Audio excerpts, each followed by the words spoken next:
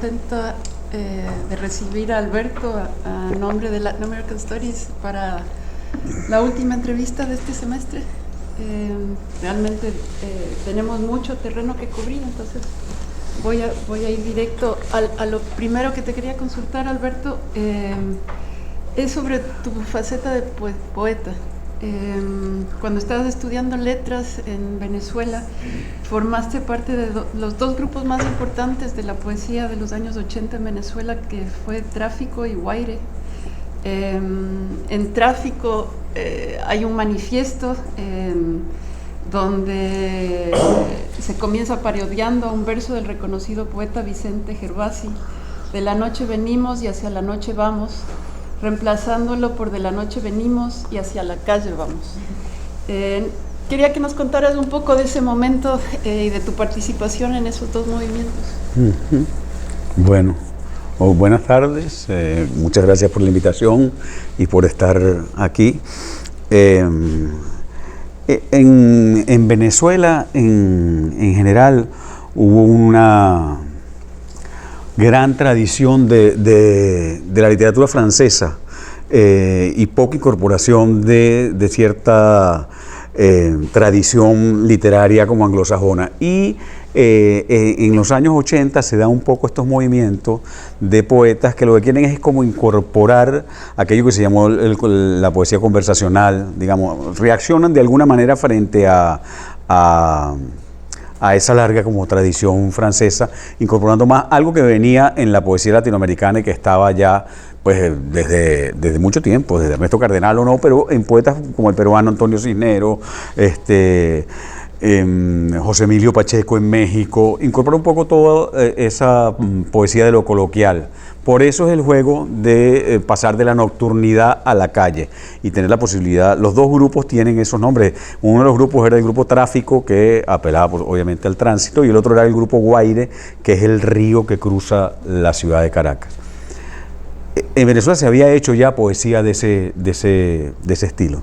En ese momento también yo creo, como nada es puro en la historia, esos dos grupos, también en esos dos grupos había una gran vocación de poder, digamos, y de figuración y de entrar en la historia literaria del país y de hacer ruido, y tenían como contactos con unas prensas, un manifiesto público, un poco con la idea de tener una especie de presencia, porque sí había en Venezuela alguna poesía que se hacía de ese tipo, incluso antes, pero no articulada, no con un manifiesto, no con una propuesta como política o con una propuesta de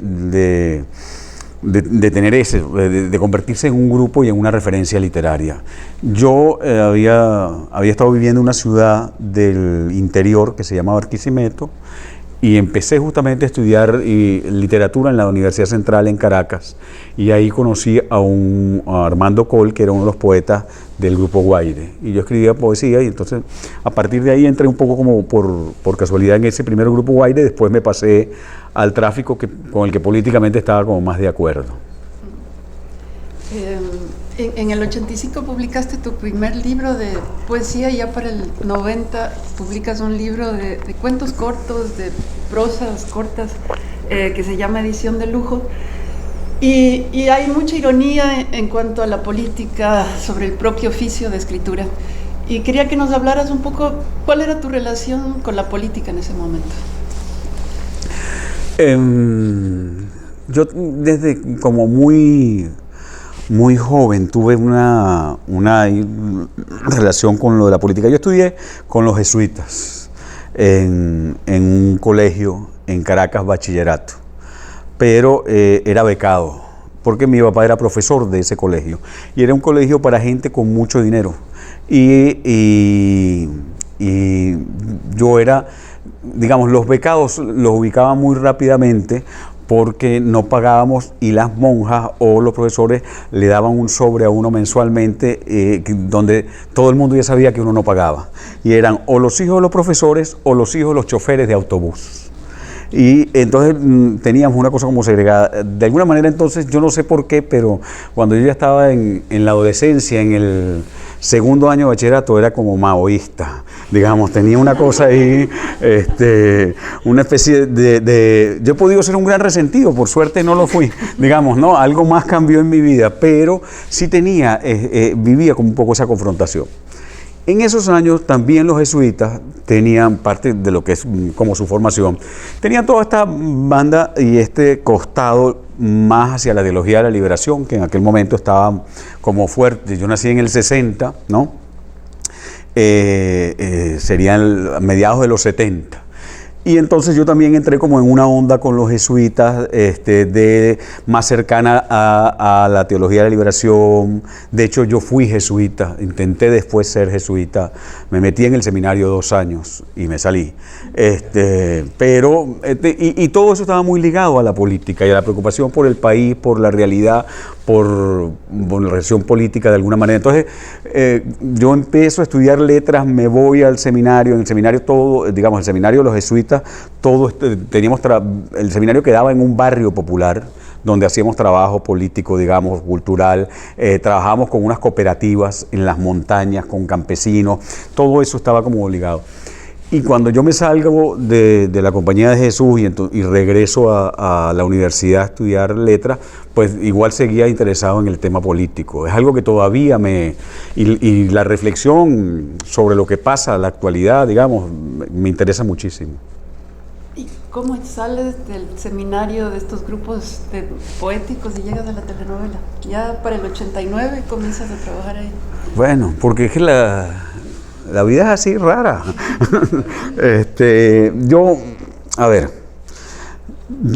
Yo estudié letras, quizás he debido estudiar periodismo. Hay momentos donde uno tiene, claro, uno es un joven, yo tenía preocupaciones, quería escribir, me gustaba leer y pensaba que lo más natural es que estudiara literatura.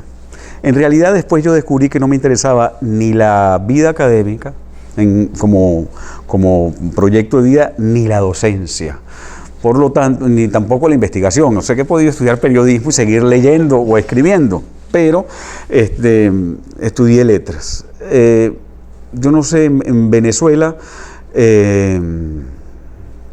cuando yo entré en la Universidad Central, en la Escuela de Letras, es un pasillo, yo me acuerdo el primer día, es un pasillo que es como una rampa. En el mismo pasillo del segundo piso está la Escuela de Filosofía, y la Escuela de Letras.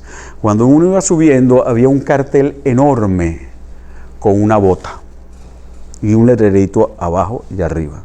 Yo tenía 18 años y empiezo a subir por ahí y esa era un poco la idea. Eso era el centro de estudiantes de la Escuela de Letras para los nuevos alumnos. Uno iba, y cuando iba distinguiendo la frase de arriba decía, ¿sabes para qué sirve esta bota? Entonces, y abajo decía, para darle una patada en el culo a los que se gradúan de letras y buscan trabajo. Así. Y eso era como, digamos, uno llegó a eso y digo, entonces yo estudié letras, y mi papá también estaba muy preocupado diciendo, ¿en qué vas a trabajar? ¿Cómo te articulas? Yo salí de los jesuitas, volví a la literatura, trabajé y me casé muy temprano y tenía una hija. Y tenía que trabajar y de alguna manera trabajé en lo que fuera, trabajé en estadística, trabajé en el archivo de un periódico, intenté ser redactor de publicidad en una agencia y un día un dramaturgo que leía unos artículos que yo escribía en la revista de los jesuitas me dijo, chico, tú escribes muy bien, ¿tú no has pensado en trabajar en telenovelas? Aquello era la telenovela en aquel tiempo tenía muy mala fama y sobre todo para gente que venía de la izquierda, era pues un instrumento de reproducción de los valores dominantes y con toda razón, ¿no? Y el ABC de la telenovela más tradicional, que es la mexicana y la venezolana, era terrible, digamos, ¿no? Además era un espejo de lo femenino muy espantoso, digamos, ¿no? Pero era una oferta de trabajo y una posibilidad. Yo tenía una niña de 1 año y dije que sí, ¿entiendes? ¿No? Pero sin pensarlo, de alguna manera. Hay una amiga poeta venezolana me dijo en ese momento, no le entregues tu alma a Delia Fiallo. Delia Fiallo era cubana, la reina del culebrón venezolano se le llamaba, ¿no? Y era la creadora de una cantidad de éxitos. Y la verdad que a mí me hubiera gustado como tratar de hacer en ese momento cualquier otro tipo de novelas, pero yo quería vivir de escribir. Y eso sí era importante como en mi generación. Nosotros éramos muy críticos de un estado petrolero que había mantenido la cultura. Es decir, y la mayoría de los escritores venezolanos se ganaban la vida articulados al Estado. En la diplomacia, en diferentes puestos, agregados culturales, etc. Y nosotros queríamos vivir de escribir. Y terminamos todos siendo periodistas. Y la idea de poder vivir de la escritura, aunque fuera haciendo libretos de telenovela, pues a mí me gustaba. Y de hecho, desde ahí hasta hoy día es de lo que he vivido de alguna manera. Por suerte la televisión ha cambiado tanto que uno no tiene que escribir un poco aquellos bodrios de aquel tiempo. Pero sí, yo empecé, digamos, fue lo que Vargas Llosa llama la escritura alimenticia, digamos, es decir, que es lo que haces para ganarte la vida y para mantener a tu familia. Ahí fue que entré en la televisión. Y de lo que leí, tu primera novela es una novela que se llama Amanda Sabater. Telenovela. Telenovela, que estaba escrita por Salvador Garmendia, donde trabajó también el escritor Ibsen Martínez, que fue producida por Román Chalbaud, que en esos momentos era un joven que estaba intentando dar un vuelco al cine venezolano. Y un poco leyendo toda la gente que ha trabajado en la telenovela en Venezuela, hay mucho intelectual y mucha gente que de alguna manera quiebra esa idea un poco estereotipada de que es lo peor que puede haber, ¿no? Con el paso de los años aparece esa telenovela que habló mucho sobre la realidad venezolana en los 90, que también estuvo por esta calle. Ibsen Martínez. Quería que nos contaras un poco cuál es tu reflexión desde adentro, trabajando en ese medio con gente que estaba produciendo no solo telenovelas, sino teatro, cine, escribiendo novelas literarias. En Venezuela se dio un caso muy raro, digamos, hubo intelectuales y escritores que no tuvieron pudor y entraron en la televisión, cosa que no pasaba en los otros países. Digamos, en México siempre fue muy mal visto, y quizás Eduardo Olmos y Enrique Serna, que es un escritor mexicano muy bueno, fueron los primeros, pero era muy raro que hubiera escritores o dramaturgos metidos en la televisión, cosa que por lo menos en otros países sí, pero y en Venezuela empezaron a entrar, pues estuvo José Ignacio Cabruja, estuvo Salvador Garmendia, estuvo Ibsen Martínez, había un grupo de gente, y de hecho se produjo en Venezuela una telenovela que se llamaba la telenovela cultural, que había de todo, pues, ¿no? Ahí hubo un proceso muy raro porque hubo una orden del Estado que no le permitió a las televisoras hacer largas telenovelas y los obligó a tener telenovelas cortas como de 3 meses y que buscaran también temas como clásicos venezolanos o algo así. Y entonces se empezó a producir un tipo de televisión distinta, que eso estaba bien. Pero también gracias a Cabruja, es decir, aquel modelo de la protagonista virgen mexicana, siempre rubia y muy blanca, aunque fuera india huichola, digamos, ¿no? Que está todo el tiempo esperando un solo hombre, tiene sexo una única vez con ese hombre y queda embarazada, digamos, un poco ese patrón lo cambió. José Ignacio Cabruja empezó a tener una protagonista que era divorciada, ¿no? Es decir, a tratar de problematizar un poco ese referente. A mí me pareció muy interesante, a mí me pareció todo el proceso de la telenovela muy interesante, en la medida en que la telenovela de alguna manera fue la gran responsable de la educación sentimental de América Latina durante muchísimos años. Yo creo que incluso más que el cristianismo. Es decir, y el espejo donde la mujer estaba obligada a verse, o el único espejo que tenía diario para ver lo que era lo femenino, estaba en la telenovela. Por eso su responsabilidad es tan enorme, ¿no? Y ahí creó una serie de patrones y tuvo un poder inmenso. Y por otro lado, es un producto con unas leyes muy estrictas, porque son unas leyes de producción terribles, porque es un sistema que además que tiene una base muy fuerte a nivel del contenido, pues depende de que tú tienes que trabajar con tantas unidades, con tantos actores, con tanto tiempo, en tantos capítulos. Eso pone la imaginación pues bajo unas reglas muy, muy difíciles, pero que se fueron rompiendo y quebrando el proceso. Digamos, yo empecé y estaba el boom de la telenovela, o sea, la telenovela se estaba convirtiendo en una marca de América Latina en el mundo. Es decir, la telenovela logró una cosa un poco rara, digamos, que lo ha logrado también el boom, por cierto, literario, que es que de verdad fuera para el mundo fuera una nueva marca, que tiene que ver también con una idea de lo cursi, que a mí me parece muy interesante, de lo sentimental, que a mí me parece que es fundamental, que los latinoamericanos deberíamos como de alguna manera reconciliarnos con esa idea, con una idea de lo público y de lo íntimo que tampoco se da en ningún otro lado del mundo. Sí, yo creo que hay una cosa muy interesante y que todo ese proceso ahora a mí me ha tocado verlo en la muerte de la telenovela, porque la telenovela ahorita como producto está desaparecido. Quizás pues quienes los hacen ahorita la mejor telenovela y quien está más dedicado es Turquía, digamos, ¿no? No América Latina. Televisa, que es como la productora más importante, hace como telenovelas, pero digamos que las grandes plataformas, que es lo que domina ahorita el mercado, Netflix, Amazon, y que serán Disney, Apple, YouTube, son las que ahorita establecen esas reglas de producción y son las que establecen que lo que va a venir son series y series cortas y cada vez más cortas, digamos, ¿no? Y ese modelo rentable de la telenovela de 120 capítulos va a desaparecer o ya casi desapareció o tendrá un nicho mínimo.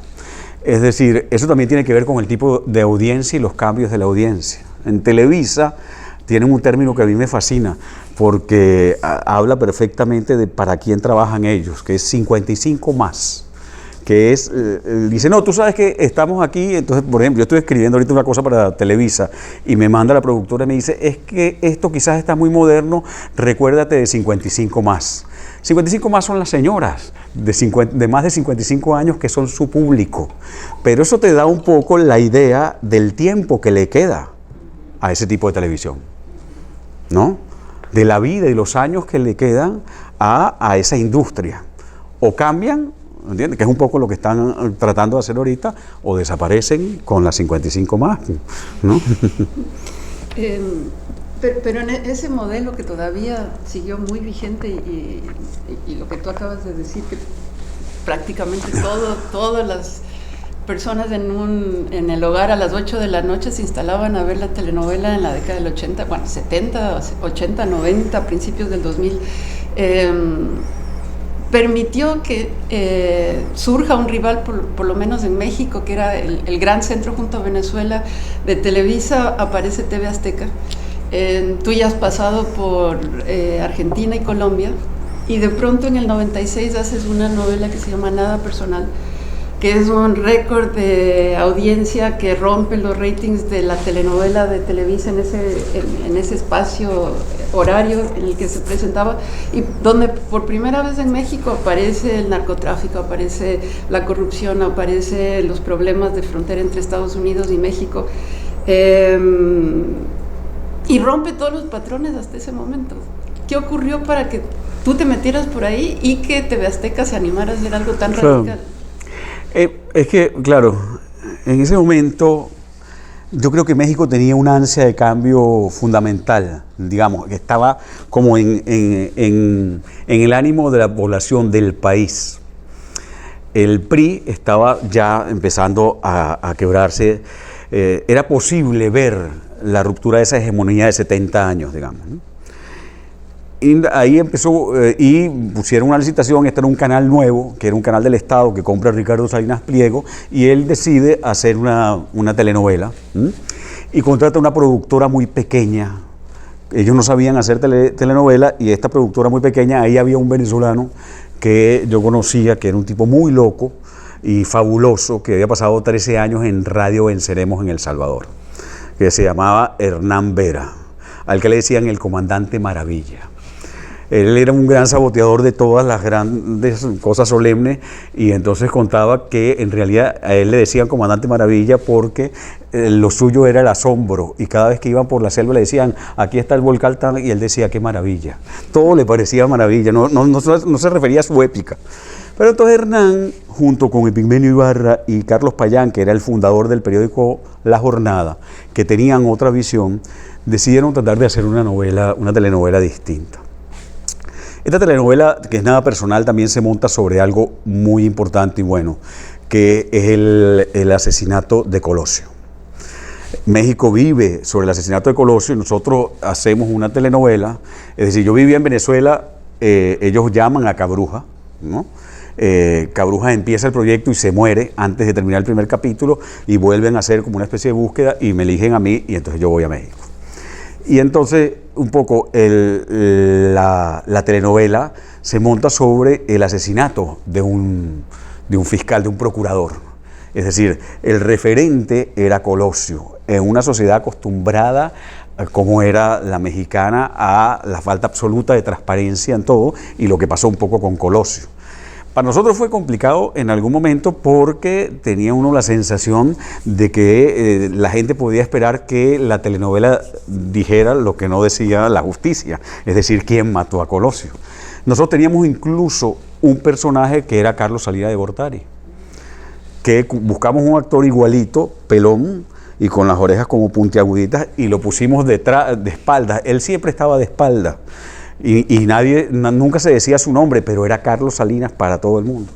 Y entonces, claro, la novela empezó a tener como éxito que después empezamos a tratar de forzar un poco ese sistema de producción tan rígido y yo dejaba en los guiones y en el capítulo unos espacios como en blanco que grabábamos ese día con alguna noticia de la realidad, una escena como nueva para todo el capítulo, para que la gente tuviera la sensación de que estábamos escribiendo pues al día y produciendo al día.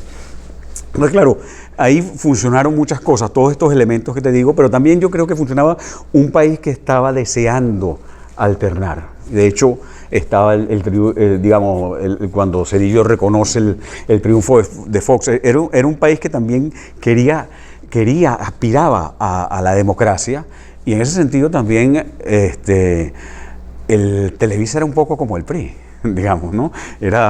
Televisa era el canal que había pasado 70 no puede, de los 50, pero todo dominando todo el espectro, ¿no? Entonces ese fue un poco, yo creo que el éxito de Nada Personal también tiene que ver con todo eso. Y está dedicada esa novela a Cabruja, ¿no? Claro, porque murió exactamente, sí. Quería que nos hablaras un poquito sobre la figura de Cabrujas en la cultura venezolana, porque los libros que yo he encontrado sobre cómo hacer una telenovela que hablan sobre el fenómeno fueron escritos por Cabrujas, y a la vez era este gran dramaturgo que presentaba... Sí, y que Cabrujas tiene, sobre todo también incluso para mi generación, una importancia capital. Primero es un dramaturgo muy bueno, tiene dos obras que a mí me parecen fabulosas de teatro, una es Acto Cultural y otra es El Día que me quieras, que quizás creo que es de las mejores obras del siglo XX latinoamericano, digamos, porque es una gran reflexión que tiene que ver con la sentimentalidad y con la utopía de la izquierda, con la muerte de la utopía de la izquierda en América Latina, y es sensacional, porque es una obra de teatro basada en el viaje de Gardel a Caracas, ¿no? Y por eso se llama El Día que me quieras. Entonces él tenía estas obras de teatro, pero era un personaje que hacía televisión y hacía telenovelas, pero era fundamentalmente también un cronista. De alguna manera, él tiene algo que tenía también Monsiváis en México, que era esta posibilidad de pensar el país desde espacios donde supuestamente el intelectual nunca está. Es decir, Monsiváis agarraba y decía, vamos a pensarnos todos nosotros desde un concierto de Gloria Trevi, vamos a pensarnos desde la lucha libre, ¿no? Y entonces José Ignacio hacía un poco esto, y saboteaba, a mí me parece, la figura como del intelectual clásico, por lo menos del siglo XX venezolano, que en nuestro caso era Uslar Pietri. O sea, si uno quería ser escritor o que tenía, el referente era Uslar Pietri, que era un señor que se presentaba en el Canal 5, hablando con una voz así como pausada, con las 4 estaciones de Vivaldi atrás, y hablando de los fenicios, ¿no? Y la cultura, etcétera. Y José Ignacio era todo lo contrario. José Ignacio tenía una columna, primero un día de la semana, en el periódico de crónica, y después los domingos, crónicas largas, urbanas, sobre lo que estaba ocurriendo. Y yo creo que fue fundamental. Un poco por eso te pongo la referencia con Monsiváis, porque uno se levantaba a leer un poco cómo pensaba él el país desde lo que estaba ocurriendo, con unas referencias distintas. Era también una forma de proponer un tipo de escritor diferente, ¿no? Foucault dice que durante mucho tiempo el escritor fue sapiencia y elocuencia, digamos, ¿no? En la tribu. Eso era un poco lo que representaba Uslar Pietri, ¿no? En el caso de Cabrujas creo que fue totalmente distinto. Esa figura de Cabrujas como el escritor distinto, quería meterme ya un poco en tu literatura, Alberto. En el 2001, mientras estás en el trabajo de la telenovela, publicas tu primera novela en México, en Plaza y Janés, también El corazón es un descuido, y pasan 5 años y publicas en el 2006 La enfermedad. Esa novela la publica Anagrama y gana el premio Ralde, el premio más importante del mundo hispano de novela. Y son dos novelas, se podría decir, completamente opuestas, ¿no? Quería que nos hablaras un poco qué pasó en esos 5 años donde tienes este libro primero que se acerca mucho al mundo de la telenovela y aparece en el 2006 La enfermedad, que es esta novela muy reflexiva, con mucha referencia a otros textos, donde hay una presencia fuerte de 2 personajes. Quisiera que nos contaras en ese trayecto qué pasó. Claro. Sí, voy a empezar. Yo no le tengo mucho cariño a esa primera novela, pero eso pasa, digamos, ¿no? Es una novela como paródica, que yo quería como demostrar algunas cosas. Es como una novela juvenil, pero tardía, digamos, ¿no? Sí. Yo creo que no tengo muy claro qué pasó, digamos, ¿no? Yo con La enfermedad sí tengo claro que con la novela La enfermedad quería hacer una novela íntima. No sé por qué en ese momento estaba un poco como con la idea de que a los latinoamericanos se nos exige escribir historias, ¿no? Siempre políticas o llenas de mulatos, boxeadores, cantantes de boleros, putas, digamos, hay como una especie como de idea de qué es lo que era lo latinoamericano y de cómo teníamos que escribirlo. Y la idea de hacer una novela ensimismada, íntima, personal, de una relación entre un hijo y un padre con el cáncer en la mitad, me seducía como muchísimo. Hay, por supuesto, otra situación vital que me llevó a eso, de la que no, digamos, son como hay unas situaciones personales que me acercaron a la enfermedad, que me activaron algunas cosas que yo tenía adentro y que creo que no había trabajado y que aparecieron en esa enfermedad, en esa novela, y que de alguna manera he ido recuperando como parte de mis obsesiones literarias. En esa está La enfermedad. Por ejemplo, yo estuve en esos años cerca de la enfermedad física de una persona. Y eso me llevó a querer también como escribir sobre todo aquello que me estaba pasando, sin reflejarlo personalmente, inventando como una historia. Y me llevó a descubrir que había sido muy importante, por ejemplo, en mi vida, y esto lo voy a contar por algo que te voy a decir después con respecto a la escritura, unos meses de mi formación como jesuita. San Ignacio Loyola pensaba que en la formación era muy importante enfrentar a la gente a sus fragilidades. Entonces, en el plan de formación que él tenía de los novicios, de sus ideas, trataba de que alguien fuera a cosas a las que los seminaristas tuvieran que enfrentarse, por ejemplo, si era un niño rico que venía de una familia como muy fuerte, de repente lo mandaban a una fábrica un mes. No sé qué vio el maestro de novicios a mí, pero una de las cosas que siempre mandaban, no sé qué, a mí me mandaron a un hospital oncológico durante varias semanas. Y yo tenía en ese momento 18 años, 19 años. Ahí yo creo que perdí mucho de mi fe pues en Dios y en la medicina, digamos, fue una experiencia como muy fuerte. Y que de alguna manera yo creo que yo había bloqueado y que cuando decidí sentarme a tratar de escribir eso, empezó a partir de ahí también yo me he hecho como un ferviente creyente en que la escritura es una forma de conocimiento y que yo no tengo por qué exigirme a mí saber muy bien a dónde voy. Y que escribiendo me doy un poco como cuenta y puedo descubrir de alguna manera también qué quiero decir. Que hay que confiar más en ese mismo proceso, que era algo en lo que yo no creía antes.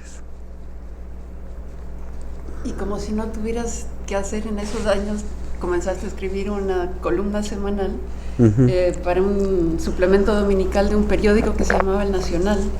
Y esa columna duró 20 años.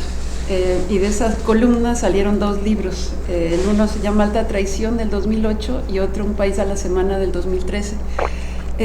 Quería que nos contaras, Alberto, un poco cómo llevabas ese ejercicio semanal de sentarte a pensar el país para escribir o imaginarte un tema para poder tener algo listo para que apareciera en el periódico.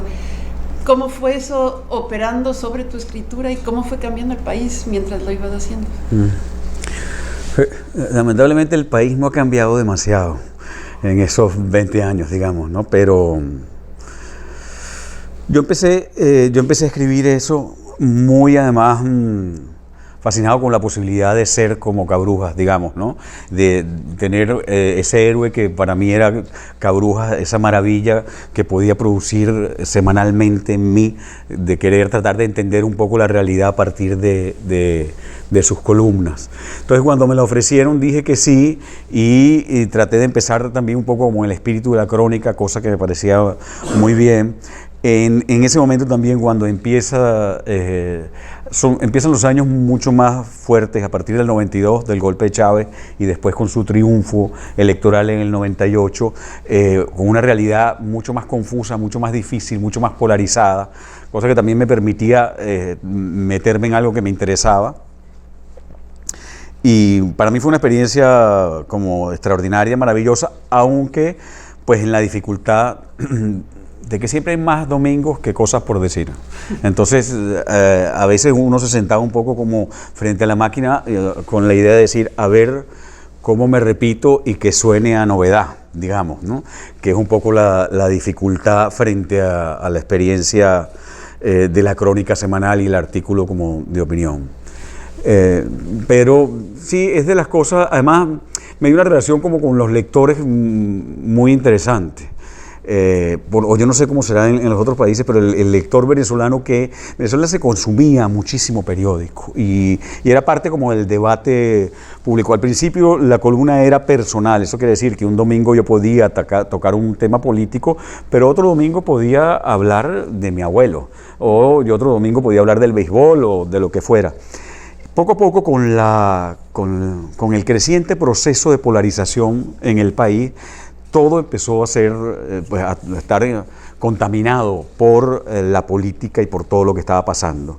Entonces empecé solo a escribir de política, pero los lectores también. Si uno no escribía de política, lo reclamaban. Es decir, yo un día no me acuerdo qué columna escribí, pero estaba como tomándome un café y llegó un tipo, se me puso al lado y me hizo así. Me dijo, tú eres Barrera, ¿no? Y yo dije, sí. Y me dice, ¿tú estás cansado, chico? ¿Cómo se te ocurre escribir sobre las nubes el domingo? ¿Entiendes, no? Así como diciendo, en este país están pasando unas cosas tan terribles y tú vas a escribirnos de literatura, ¿no? Entonces, ese proceso también es muy asfixiante, muy duro, porque estás todos los domingos obligado a escribir, ya no es una columna y una crónica sobre lo que ocurre, sino a tomar partido y a entrar un poco en ese proceso. Yo siento que un poco que la polarización que vive en todos nuestros países ahorita, de alguna manera, finalmente lo que produce es esa mediocridad. Y de alguna manera es un fracaso de la política, que termina arruinando a los propios protagonistas políticos, acaba con la credibilidad. En la política, las instituciones, es más, en el funcionamiento de que la democracia sirve, ¿no?, a los ciudadanos. Esas columnas te hicieron plantearte a ti la biografía que luego escribirías con Cristina Marcano, o alguien vino de afuera y les planteó escribir esta monumental, que yo mientras leía en una página yo imaginaba que habían hecho 8 o 10 entrevistas para haber podido sacar una página, sí, que inicia con una nota de autor donde ustedes dicen que es imposible ser objetivo, pero que están intentando abrir a un diálogo donde entren muchas voces y donde se trate de complejizar una situación que estaba ya siendo demasiado polarizada, ¿no? Y sale ese libro y de inmediato se vuelve un referente a nivel mundial de la figura de Chávez. Sí, la biografía de Chávez nace, nosotros estamos viviendo, Cristina Marcano es mi esposa, y entonces estábamos los dos viviendo en México. Y yo conocía al director editorial de Random House en ese momento, que se llama Braulio Peralta, y él un día me llama porque me dice que van a tener una nueva colección de biografías de latinoamericanos. Yo le digo, bueno, qué interesante, y entonces me está contando de eso, y yo le digo, ¿y qué van a hacer? Y me dice, bueno, vamos a salir ahorita con Don Francisco. Y yo le digo, no puede ser que, o sea, una editorial seria se plantee, ¿no?, una biografía sobre personajes latinoamericanos y el primero que salga es Don Francisco, ¿me entiendes? Y entonces, bueno, nada, me burlé, le dije varias cosas, y a la semana él me llama y me dice, oye, ¿y por qué no hacen ustedes entonces las de Chávez? Y yo no quería, ¿no? Porque me parecía que eso iba a ser como muy complicado, y Chávez era un personaje muy narciso, no iba a ser fácil acercarse a él sin que él quisiera controlar un poco el proyecto. Pero mi mujer sí quiso y ya se sabe quién manda en la casa, ¿entiendes? ¿No? Entonces, pues nos lanzamos. Ella es muy buena periodista y tiene una idea como muy buena, y ella fue la que se le ocurrió un plan muy bueno, que era que construyéramos como una vida, un relato coral. Es decir, nosotros nos dedicamos a entrevistar a gente que cumpliera con la condición de haber conocido a Chávez de trato directo. Todo el mundo quería hablar de Chávez, todo el mundo tenía una opinión de Chávez, el país estaba súper polarizado y era muy difícil cómo se podía superar eso. Y entonces, si nosotros lográbamos como entrevistar a gente que estuviera en contra o a favor, no sé qué, pero con su condición es que podía hablar con derecho. Es decir, había vivido con Chávez, había estudiado en la escuela, había estudiado en la academia militar, y en ese momento, estoy hablando del año 2002, 2003, 2004, Chávez no tenía, yo creo que esta hiperconciencia de su importancia internacional, no tenía tantos anillos de seguridad. Nosotros logramos hacer una cantidad de entrevistas que después hubiera sido imposible. A su mamá, por ejemplo, a Alcides Rondón, que era viceministro de Seguridad, a José Vicente Rangel, y todos ellos hablaron con mucha libertad. A Francisco Arias Cárdenas, que en ese momento estaba en contra de él y después se volvió a aliar con él, pero que dice unas barbaridades, digamos. Entonces todos ellos hablaron con mucha libertad. Ahora, fue un ejercicio pues difícil, largo, duro, complicado. Le pedimos a Chávez entrevistas varias veces y nunca nos la dieron, ¿no? Entonces, y ciertamente nosotros reconocemos que no tenemos objetividad, pero queremos buscar equilibrio, que es decir, o sea, cuando alguien decía esto, nosotros íbamos a buscar con gente que conociera a Chávez, no sé qué, la otra versión, pues. No siempre fue fácil, y hubo una cantidad de cosas que no metimos porque no se podían probar o porque tampoco formaban parte de algo que nos pareciera importante. Entonces ahí hubo un timing que fue muy bueno, que fue importante. Creo que estuvo tratado como con respeto, ¿no? Y nosotros tuvimos una gran suerte también, que es que entrevistamos a la amante de Chávez. Y la amante de Chávez se hizo muy amiga nuestra. Y entonces yo tuve un cuadro pintado por Chávez durante 2 años en el closet de la casa, que no sabía qué hacer con eso, ¿no? Y los diarios de Chávez, que ni siquiera Chávez los tenía, porque los tenía ella. Y ella lo amaba tanto, porque de verdad había sido, pues, era su pasión. Estuvieron juntos en la conspiración hasta el golpe. Y después en el golpe ella dice que en la cárcel cambió totalmente. Pero ella tenía un diario, que es el diario a mano de él, y ella otro que lo había copiado a máquina todo el diario. Y lo había pasado, pero había dibujitos. Y esos 2 diarios los tenía yo en un depósito de la casa. Y en un momento también pues, se los di a una amiga porque ya estaba preocupado. Y a los años ella, la amante, la examante, nos los pidió. Pero para Chávez eran muy importantes esos diarios. Y de hecho él en un acto público una vez a ella como que se los pidió veladamente. Después cuando hubo los 40 años de la muerte del Che, ahí en Santa Clara, Chávez fue al acto y por supuesto pues, en televisión pasaban estas cosas de Chávez, que se pasó todo el acto haciendo una comparación velada entre el Che y él mismo, ¿no? Y entonces hablaba de los diarios del Che en Bolivia y leía sus diarios. Y entonces cuando la cámara en un momento lo acerca, yo vi que era una fotocopia de la biografía. Porque no tenía. Entonces eso también fue como importante. ¿Y cómo se recibió el libro en Venezuela? No, pues en Venezuela, muy bien, bueno, con sus cosas, porque cuando nosotros promocionamos el libro, es decir, a mí, por ejemplo, me llamó el que era José Vicente Rangel, que era vicepresidente o ministro de Defensa en ese momento, y me dijo que Chávez lo estaba leyendo. Y entonces yo le pregunté, bueno, pero ¿y qué te pareció? Y él me dijo, inteligentemente sesgado, ¿no? Y yo le dije, pero fíjate que acabamos de hablar con unos periodistas que son de oposición y me acaban de formar un lío porque les parece un libro pro Chávez. Y me dice, no, es decir, lo podías leer de cualquier forma o no porque está como muy ceñido. No es un libro que yo creo que le haya gustado a Chávez. De hecho, después Chávez promocionó un libro que salió, cuando esta biografía salió en Estados Unidos, Chávez promocionó otro libro que era una biografía sobre él de un gringo, claro, pero que eran 300 páginas como de entrevista a él, con control de su versión, pues, ¿no? En el 2009 vuelves a sacar un libro de literatura otra vez con anagrama y es un libro de cuentos.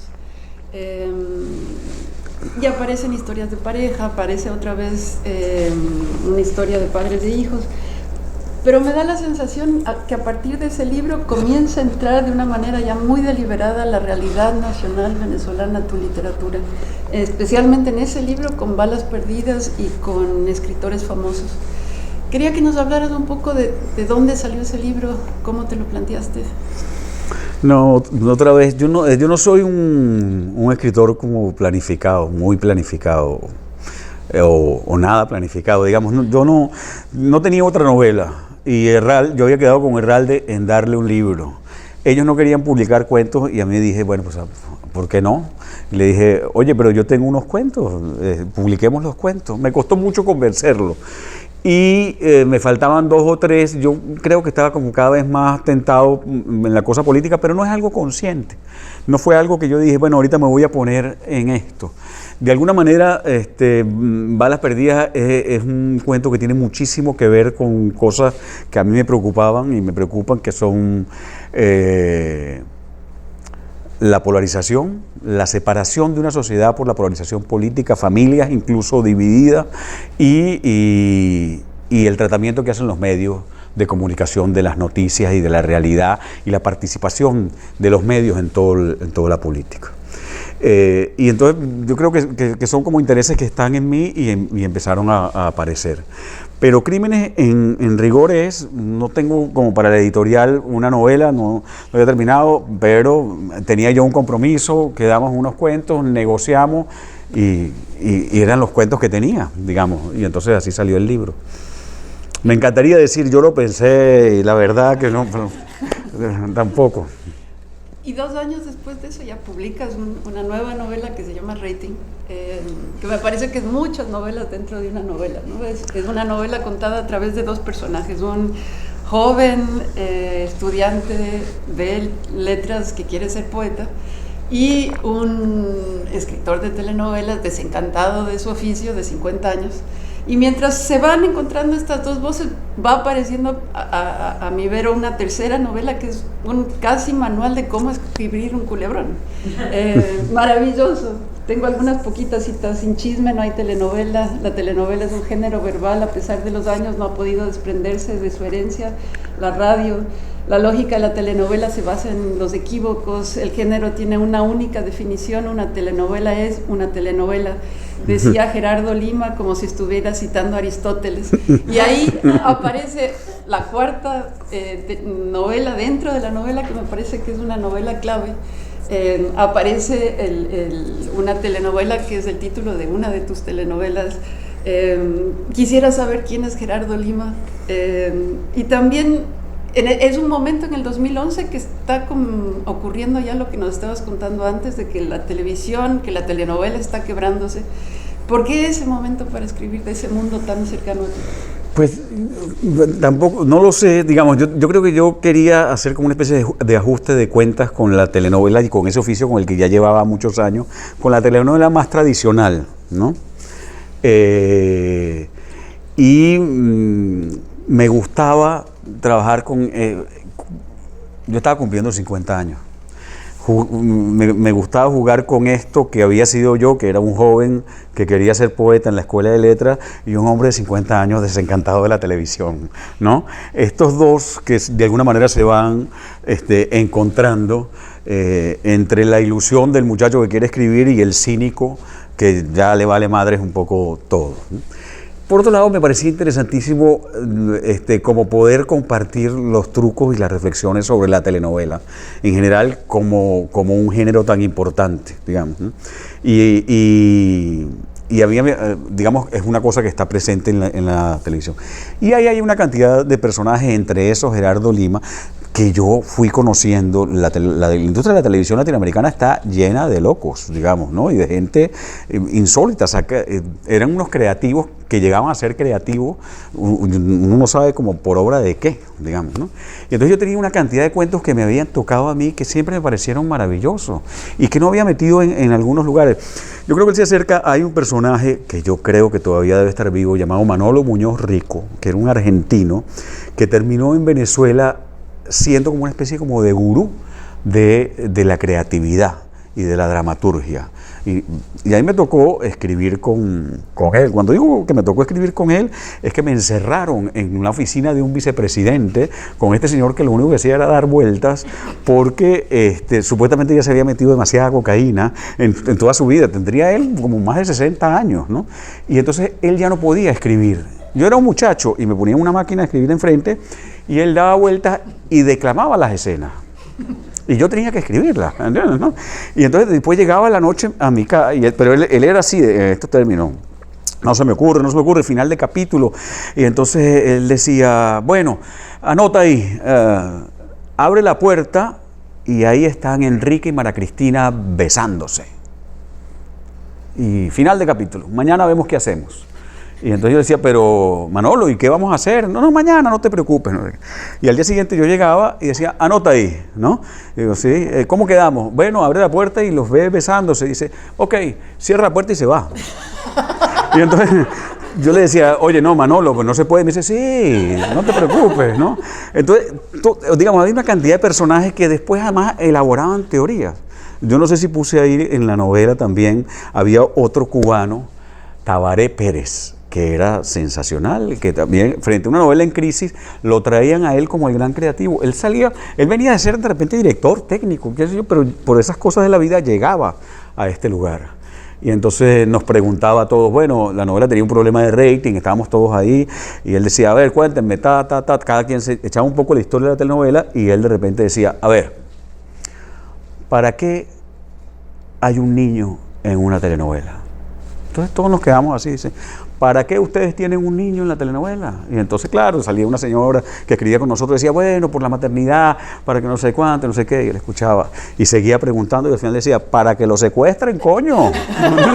Entonces, digamos, había una cantidad, yo venía de haber vivido una cantidad de cosas que me parecían sensacionales, poder de alguna manera compartirlas o ponerlas en una telenovela con estos personajes que habían...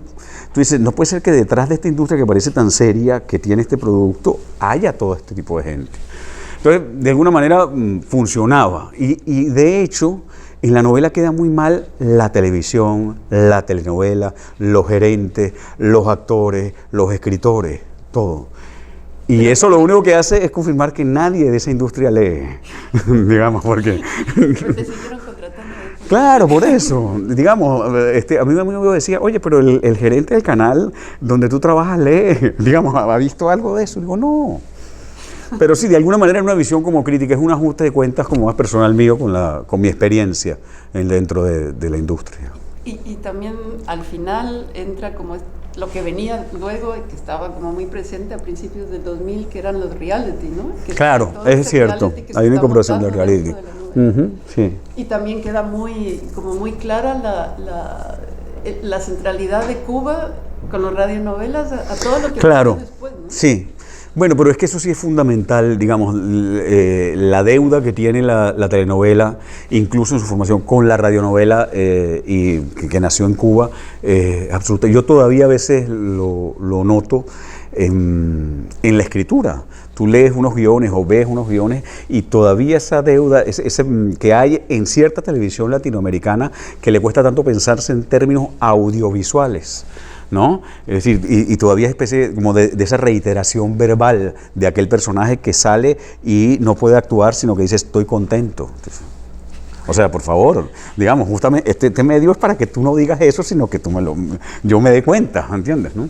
Pero hay mucha herencia y eso es muy interesante.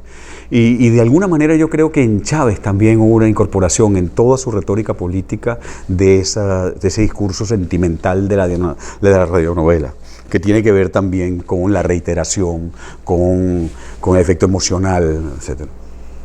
Y ahí volvemos a Chávez, porque tu siguiente novela es Patria o Muerte, que gira en torno al centro de la novela y que ocurren varias historias alrededor, pero es la enfermedad de Chávez y la muerte de Chávez. Es una novela que gana otro gran premio, que es el premio Tusquets.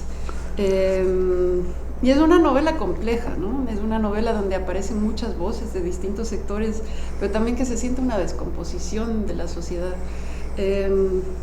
Yo sé que no había plan, pero ¿qué estaba ocurriendo en tu cabeza cuando te sentaste a escribir?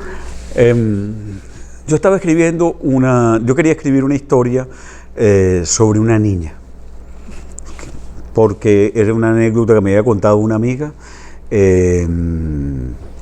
Me había contado, una amiga un día me dice, estoy muy preocupado porque la señora que trabaja en mi casa tiene una hija que va a una escuela pública donde hay demasiadas bandas, y entonces me dijo que matan niños porque hay balas perdidas, etcétera, que ha decidido agarrar a la niña, sacarla del colegio, de la escuela esta, y llevársela a su casa y tenerla encerrada en su casa para salvarla de esto y darle ahí los estudios. Me pareció una cosa como muy loca y me pareció interesante. Entonces empecé a escribir, ese era mi plan, para hablar de plan que sí tenía, un plan, digamos, en ese sentido. Y estaba yo viviendo en Caracas y aparece Chávez y dice que anuncia que tiene cáncer.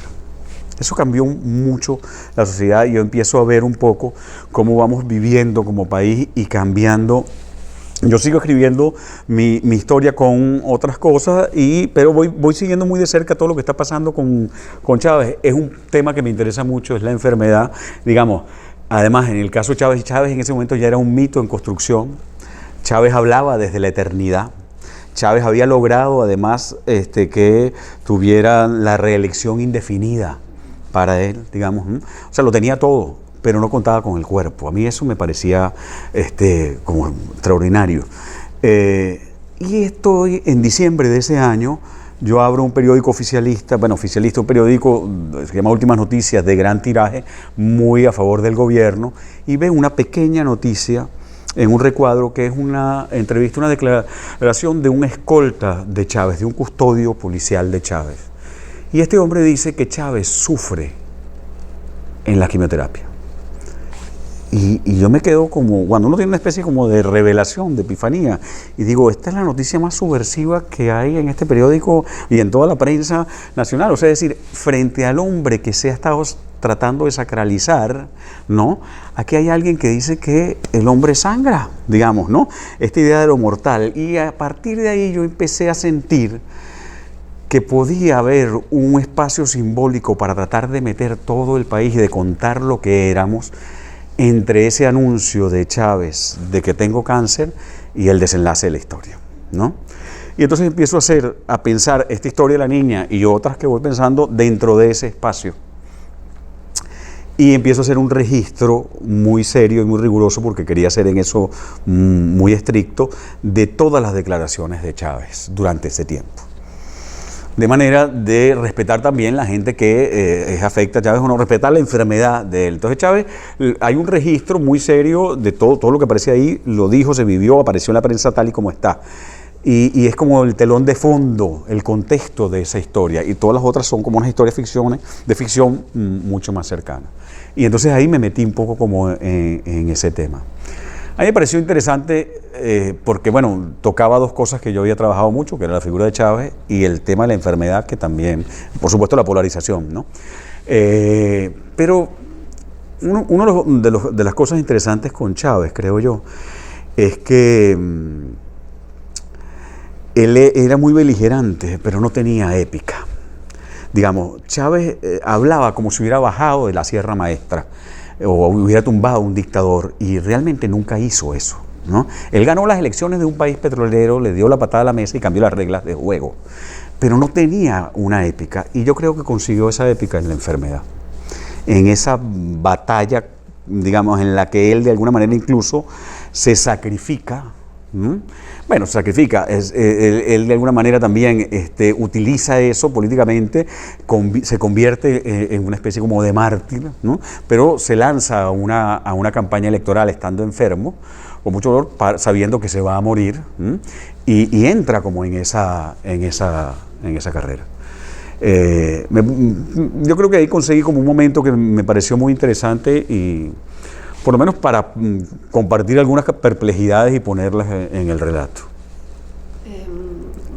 Algo que ocurre en todos esos años es, estás viviendo unas épocas en México, estás en otros momentos en Venezuela, y en el 2016 te llaman para hacer un remake de Nada Personal, con una trama conocida, pero con un país completamente distinto, supongo, ¿no? ¿Cómo fue enfrentarse, además en un momento muy distinto de la televisión? Y con otro ingrediente, que es que no tenía ese canal los derechos de la historia. Nada más, eso me enteré después, tenían los derechos del nombre, pero había que inventar otra historia, entonces era muy complicado. Entonces no era con la misma gente, sino con otra. Sí. Bueno, yo no había perdido de alguna manera relación con México, y de alguna manera para mí fue bueno, sobre todo en términos como laborales, porque ya no tenía trabajo en Venezuela. En Venezuela todo estaba como entrando en una precariedad terrible, y entonces me mudé finalmente. Y ahí ya hace un año aparece tu última novela, que se llama Mujeres que Matan. Inicia como el punto de partida son unos clubes de lectura que aparecen en Caracas, y también me imagino sin mayor plan. Y de pronto esta historia donde el espacio de la literatura es un espacio de reflexión, de oasis dentro de todo lo que está ocurriendo en la sociedad venezolana, toma un giro muy oscuro y comienzan a aparecer asesinatos, ¿no? Quisiera que nos hablaran un poquito de qué ocurrió en esa novela. Yo venía, digamos, yo tenía la idea de escribir en el 2014. Yo estaba en Caracas, fue el último año que yo estuve en Caracas, había unas manifestaciones y hubo una represión muy violenta. Era interesante ver, digamos, en Venezuela las mujeres tenían un papel como importante, habían tenido un papel como muy importante en las marchas, como protagonistas también en algún momento frente a las marchas estudiantiles, porque eran madres de jóvenes que metían presos, que mataban, o madres jóvenes que se iban, digamos. Hay una cosa con la figura femenina que me interesaba mucho. Yo vi una imagen que me aterró también en algún momento, de una mujer que se llama Marvinia Jiménez. Ella es una señora popular, costurera, que está en una zona más o menos popular, Ocumare, tomando con un telefonito unas imágenes de la represión, unos estudiantes, una gente, y llega una guardia nacional, la agarra, una mujer militar, la tira contra el piso, eso está en YouTube, y empieza a darle con un casco en la cara. Es una escena salvaje. Lo que más me sorprendió, no lo que más, sino que después esta mujer la acusa a la fiscalía, a la costurera, de agresión. Ella sale con un collarín, está toda golpeada, pero tenía el riesgo de estar presa. Ella ahorita está en Panamá, la sacó una organización de derechos humanos, ¿no? Después de años. Pero a mí ese caso se me quedó como muy grabado, porque esta idea de lo femenino, ¿no?, que tenemos siempre más ligada a una cantidad de cosas, y la fuerza en la que estaba estas escenas, me dejaron como muy impresionado. Ahorita pienso que, fíjate que de las cosas que te digo con respecto al origen o no, a la génesis de las novelas, que yo creo que es muy impuro, todas tienen que ver con algo que uno ve o no. Y yo creo que ahí empieza un poco la escritura, que el escritor de alguna manera es una especie como de espía que va robando cosas y se las queda, y después eso se junta con algunas lecturas, con otras cosas que tiene, y eso lo descubre uno en la escritura. Yo quería escribir algo que tuviera que ver como con estas mujeres y con esa experiencia. Y eso se pegó también porque en aquellos años había muchos clubes de lectura, y en casi todos los clubes de lectura lo que había eran mujeres. Y entonces empecé como a tratar de escribir un poco esta historia, y sale esta mezcla de esta novela que yo la considero como un animal raro, pero así lo dejé y así me pareció bien, digamos, donde están como todo este club de lectura que empieza queriendo ser un espacio de oxígeno y termina convertido como una especie de banda de asesinas, ¿no? En la mitad creo yo que hay toda una trama ética que a mí me interesa muchísimo. O sea, creo que el trasfondo es la relación que tenemos los seres humanos, y en este caso quizás más mujeres, con el verbo matar. Creo que es lo que está ahí respirando en el fondo de ese libro. Leyendo todos tus libros juntos, Alberto, ha sido una experiencia interesantísima, y una de las cosas al tener los libros físicos ahí es la cantidad de editoriales con las que has publicado, tanto venezolanas, pequeñas, locales, con Placigenés, luego pasas a Anagrama, luego pasas a Tusquets, ahora estás con Random House, y ahora últimamente tienes una editorial tuya en Venezuela. Entonces quisiera que nos hicieras como el recorrido de cómo fueron apareciendo estas editoriales, por qué la necesidad de tener un sello ahora mismo en Venezuela. Sí, todo ha ido como avanzando más o menos igual. Lo de Anagrama me hubiera encantado quedarme en Anagrama en realidad, porque me parecía fascinante, pero Herralde, pues en algún momento que hablamos ya le parecía que Venezuela no era mercado, y eso le pasa a todas, digamos. En Venezuela no hay ahorita ninguna editorial. Random se fue, Planeta se fue, es decir, ¿por qué? Porque al igual que Cuba consideran que no es un mercado, no hay manera de sacar la plata de ahí, pues no. Entonces, el cambio de Anagrama fue un poco como por eso. Entonces metí la novela en Tusquets y después entré en Random porque Random me hizo una oferta. Tampoco hay unos grandes criterios. Yo pienso que es una cosa así como comercial. Me hicieron una oferta y ahora no sé, eso no quiere decir que yo vaya a tener las próximas aseguradas con ellos ya. Si tengo otro libro, ya veré. Y la editorial en Venezuela es un proyecto de ahorita, de este año, porque Mujeres que Matan había salido en México y en España y en Colombia, etcétera, y yo tengo una amiga con una librería en Caracas y me dijo, ¿por qué en vez de traer libros no publicamos aquí? ¿Y por qué no inventamos una editorial? Y la gente, es un proyecto que no es rentable. Es un proyecto que está más ligado como a hacer una cosa de resistencia, porque en este momento no se publican libros allá. Entonces salimos con mi libro, pero publicamos también uno de Laurence Debré, de Anagrama, que ella es la hija de Regis Debré, y una venezolana que se llama Elizabeth Burgos, que eran personajes históricos que estuvieron ligados al Che, y ella hace un ajuste de cuentas muy fuerte con la izquierda, y es un libro que podría tener mucho que ver con Venezuela, y ahorita estamos haciendo un libro infantil, pero eso es un proyecto como muy bonito. pero bueno, es para que haya libros en Venezuela de alguna manera y ya iremos viendo, pues, ¿no? Porque no es rentable en la medida en que, además, en este momento, en la crisis económica en Venezuela, la gente que compra libros es mínima, pues. Algo que ha ocurrido con tus libros es que se han traducido a muchísimos idiomas. Estaba leyendo que están en alemán, francés, holandés, inglés, italiano, japonés, mandarín, polaco, turco y portugués. Me pregunto un poco que nos cuentes cómo funciona eso en idiomas que no manejas, cómo aparecen estos traductores, cómo circulan esos libros luego. Claro, no, bueno, uno no controla ahí como mucho. En algunos casos, cuando las editoriales son las que llevan los derechos, ellos son los que lo manejan. Ahora yo tengo un agente, pero pues y él es el que lo maneja. Lo más complicado de repente fue en China, ¿no? En mandarín. Ellos publicaron una enfermedad, me llamaron y ganó un premio el libro como mejor libro extranjero publicado en China por la editorial del Pueblo de Pekín. Y entonces no, eso es lo que yo creía. Yo le dije a Herralde, ya nos hicimos ricos porque dígame tú, un fracaso en China deben ser eso, 3 millones de ejemplares. Pero no, pagan en el estilo comunista. Pero no, lo interesante ahí es que, o lo que me pareció divertido, es que me pidieron un texto donde yo tenía que agradecerle a la editorial del Pueblo de Pekín, al pueblo chino y a todo, digamos, ¿no? Lo honrado que yo me sentía porque me publicaran, una cosa como ese estilo.